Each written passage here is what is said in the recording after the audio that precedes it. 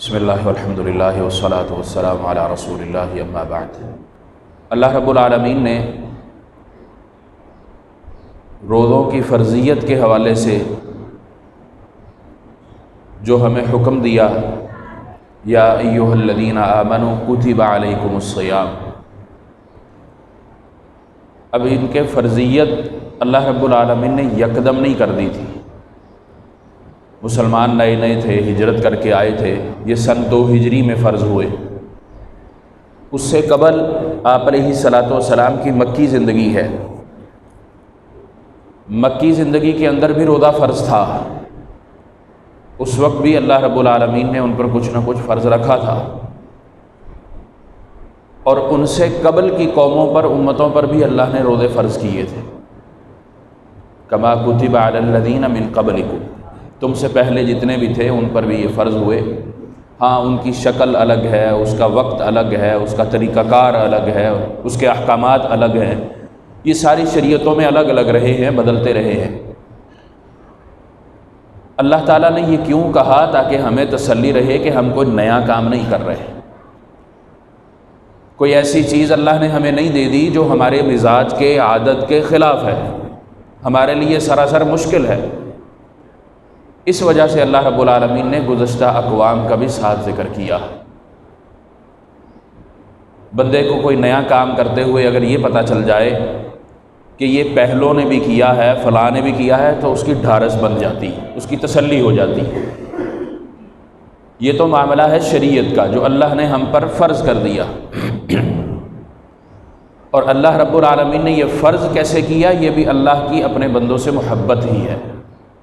اللہ رب العالمین سے بڑھ کر اس مخلوق سے، یعنی ہم سے، کوئی دوسرا پیار نہیں کرتا، محبت نہیں کرتا۔ یہ ہمارے ایمان کا حصہ ہونا چاہیے۔ ہم جو دنیا کے اندر محبت دیکھتے ہیں وہ کچھ بھی نہیں اس کے مقابلے میں۔ اللہ رب العالمین کی محبت لامحدود ہے۔ اللہ رب العالمین کا کوئی حکم، کوئی بات جس کی ہمیں تعمیل کرنے کا پابند بنایا گیا ہے، وہ سراسر ہمارے حق میں، ہمارے منافی، ہمارے خلاف رتی برابر بھی نہیں۔ وہ الگ بات ہے، ہم اس کو سمجھیں یا نہ سمجھیں، اس کو مشکل جانیں یا آسان جانیں، وہ ایک الگ مسئلہ۔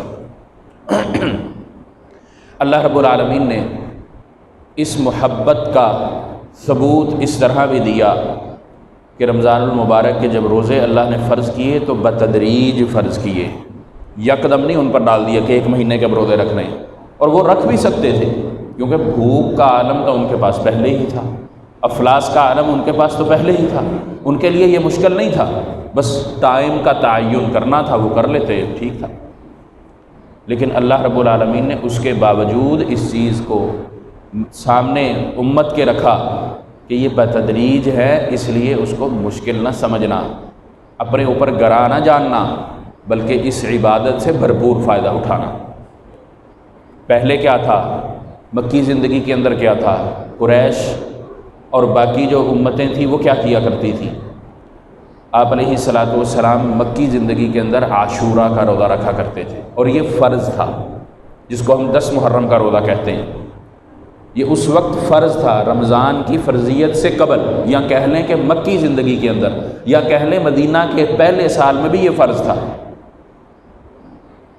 اللہ رب العالمین نے ٹریننگ اور تربیت اسی طرح ہی کی ہے۔ پھر اللہ تعالیٰ نے 2 ہجری میں اس کو فرض کیا۔ سیدہ عائشہ رضی اللہ تعالیٰ عنہ کی اس پر ایک حدیث بھی موجود ہے۔ اور جب یہ فرض کیا، اس کی فرضیت کی کیفیت بھی جو آج ہمارے پاس ہے یہ والی نہیں تھی، فرق تھا۔ اور وہ فرق کیسا تھا؟ یہ اللہ رب العالمین کے احل لکم لیلۃ الصیام الرفث، اس آیت کا جو سبب نزول ہے اس کے اندر یہ چیز واضح ہے۔ سیدنا قیس رضی اللہ تعالی عنہ کا وہ روزہ جو ہمیں احادیث سے ملتا ہے کہ افطاری کا ٹائم مغرب کا ہے، افطاری اس وقت کر لی، کھانا کھا لیا، روزہ کھول لیا، ٹھیک ہے، عشاء ہو گئی، دوبارہ روزہ شروع ہو گیا۔ یا افطاری نہ کر سکے، نیند میں تھے، سو گئے، جاگ نہیں آئی، کھانے کو کچھ نہیں ملا، سوئے سوئے مغرب گزر گئی تو اگلے دن کا روزہ شروع ہو گیا۔ کیفیت سخت تھی، گراں تھی، مشکل تھی۔ قیس رضی اللہ تعالیٰ عنہ کھیتی باڑی کرتے تھے، کام کی مشقت سے گھر آئے، بھی روزہ افطار کرنے کے لیے کچھ ہے؟ آج تو الحمدللہ ہمارے دسترخوان بڑے وسیع۔ بیوی کہتی ہے نہیں ہے تو کچھ نہیں، ہمسایوں سے پتہ کرتی، پتہ کرنے گئی اتنی دیر میں سو گئے۔ اور جو دن بھر روزے کی حالت میں کھیتی باڑی کی مشقت کرتا ہو، اس کو پھر میٹھی نیند کیسے آئے گی؟ یہ وہی جان سکتا ہے جو یہ کام کرتا ہو یا جو اس مرحلے سے گزرا ہو۔ واپس آتی ہیں، کیس سو چکے ہیں، کیس آپ تو سو گئے، اب تو افطاری کا ٹائم آپ کا ختم ہو گیا۔ شریعت کی پابندی اتنا زیادہ کرنے والے ہیں، اس پر اتنا زیادہ کاربند رہنے والے ہیں کہ یہ نہیں کہا کہ ہاں میں تو صبح سے بھوکا تھا، کام کیا، مزدوری کی، دھوپ میں کام کیا، یہ کیا ہے؟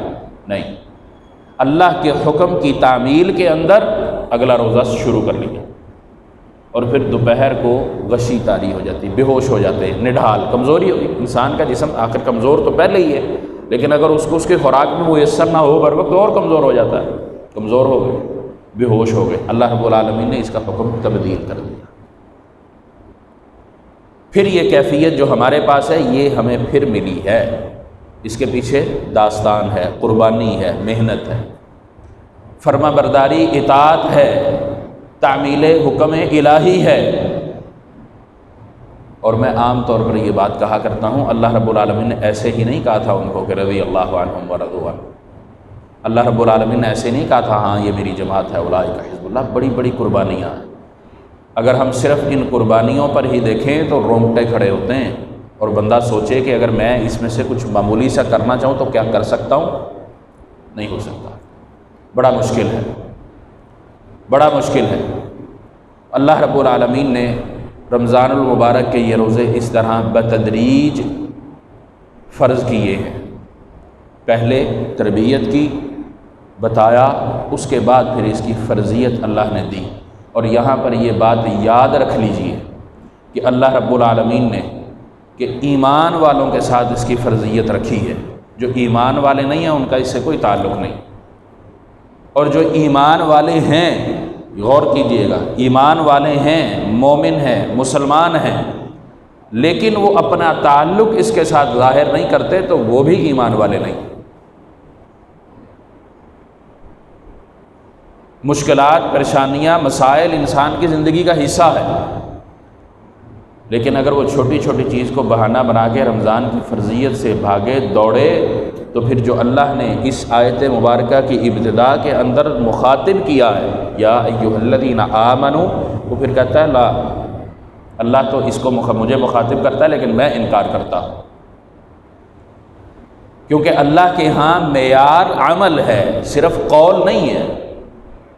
عمل سے اس کو بتلانا پڑے گا کہ ہاں میں اللہ اور اس کے رسول پر ایمان لاتا ہوں، ایمان رکھتا ہوں، اس کی فرما برداری اور اطاعت کرتا ہوں۔ اللہ نے تو کہا یا ایھا الذین آمنوا کتب علیکم الصیام، اے ایمان لے کر آنے والوں، قبول اسلام کرنے والوں، تم پر روزے فرض کر دیے گئے، لکھ دیے گئے ہیں۔ کتیبہ مجہول ہے، اللہ رب العالمین نے لکھ دیے، فرض کر دیے۔ اب جو رمضان کا روزہ نہیں رکھتا یا سستی کرتا ہے یا کسی بہانے سے چھوڑتا ہے، اس کا کیا معنی کیا جائے گا کہ اللہ رب العالمین کے اس حکم کا وہ انکاری ہے، نافرمانی کر رہا ہے، اپنے آپ کو وہ اس دائرے سے باہر لے کر جاتا ہے۔ اور یہ بات ہمیں عام مسلمانوں کو سمجھانی چاہیے، ہم اس پر زیادہ غور نہیں کرتے، توجہ نہیں کرتے۔ باقی روزہ کس طریقے سے ہے، کیا ڈیمانڈ کرتا ہے، وہ انشاءاللہ آگے سلسلہ آئے گا، چلے گا، بات ہوگی اس پر۔ روزہ صرف بھوک اور پیاس برداشت کرنے کا نام بھی نہیں۔ اللہ رب العالمین نے جو اس کی ساری شروط ہمیں دی، جو حدود اور قیود دی، جو نقشہ ہمیں دیا، جو اس کا خط و خال بنا کر دیا، جو اس کی شکل ہمیں بنا کر دی، اس شکل کے مطابق ہمیں اس کو گزارنا ہے۔ پھر ہی اس آیت کا آخری جو لفظ ہے لعلکم تتقون، اس پر ہم پورے اتریں گے۔ گزشتہ اقوام وہ روزے رکھتی رہیں، ان کے احکامات، ان کی شریعت جس طرح ان کو کہتی رہی وہ کرتے رہے، جنہوں نے نہیں کیا اللہ کی ناراضگی پھر ان کے ساتھ تھی۔ اور یہ بھی یاد رکھ لینا چاہیے کہ فرض روزے کا بدلہ کوئی نہیں، اور یہاں پر مراد وہ افراد، وہ لوگ، وہ مسلمان، وہ مومن ہے جو روزہ رکھ سکتا ہے، یہ ان کے لیے بات نہیں ہو رہی جو شرعی عذر رکھتے ہوئے روزہ نہ رکھ سکتے، اس پر بھی بات آگے ہماری آئے گی، اس لیے میں اس کو نہیں چھیڑ رہا ابھی۔ شرعی عذر کی بنا پر جو روزہ نہیں رکھتا اس کا مسئلہ الگ ہے، اس کی بات الگ ہے، لیکن یہاں وہ مراد ہے جو روزہ رکھ سکتا ہے، استطاعت ہے، طاقت ہے، کھانا میسر ہے، اللہ کی نعمت، صحت، عافیت، فرصت موجود ہے، وقت اس کے پاس موجود ہے، پھر بھی وہ سستی کرتا ہے، تو پھر گویا کہ وہ اللہ رب العالمین کے اس وعدے فرمان کے خلاف ورزی کر رہا ہے جو اللہ رب العالمین نے اس آیت مبارکہ کے اندر دیا ہے۔ اور سورۃ البقرہ آپ نے خلاصہ سنا ہوگا، یقیناً مضامین آپ نے سنے ہوں گے، اس کے اندر اللہ رب العالمین نے سورۃ بقرہ کے اندر احکامات کے احکامات ہی رکھے۔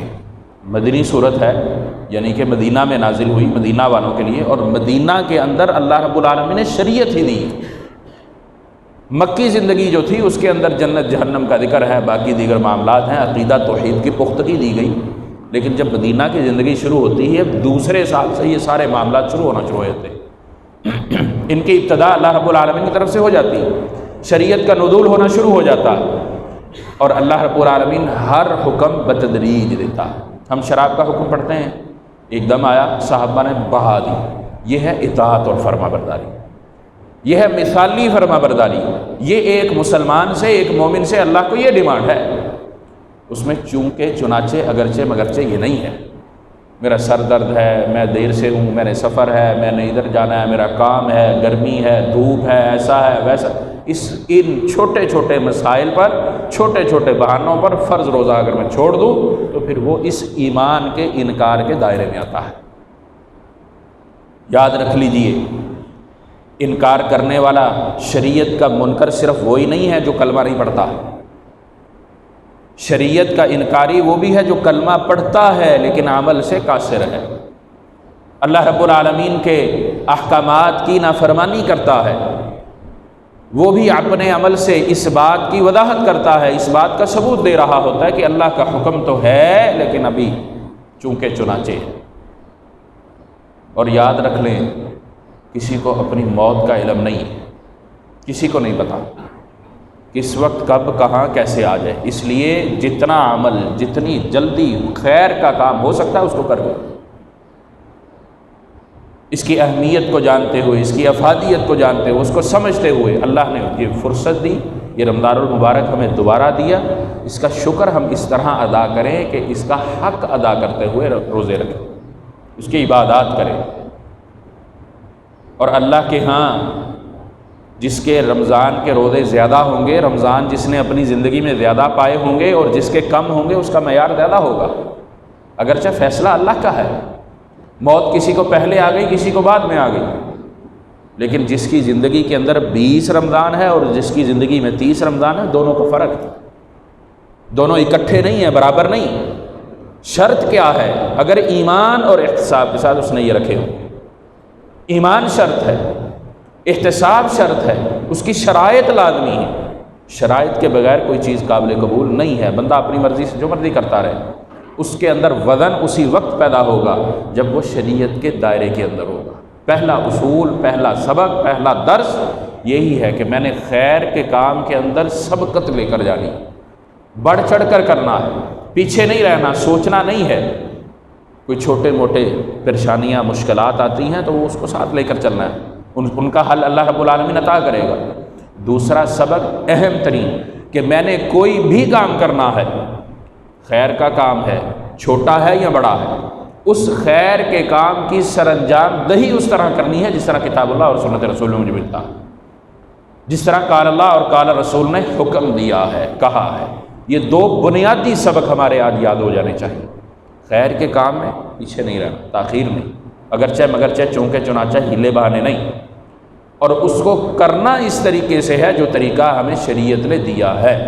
انشاءاللہ کل اس پر مزید بات کریں گے۔ اللہ رب العالمین ہمیں عمل کی توفیق عطا فرمائے۔ اقول ما تسمعون وآخر دعوانا الحمدللہ۔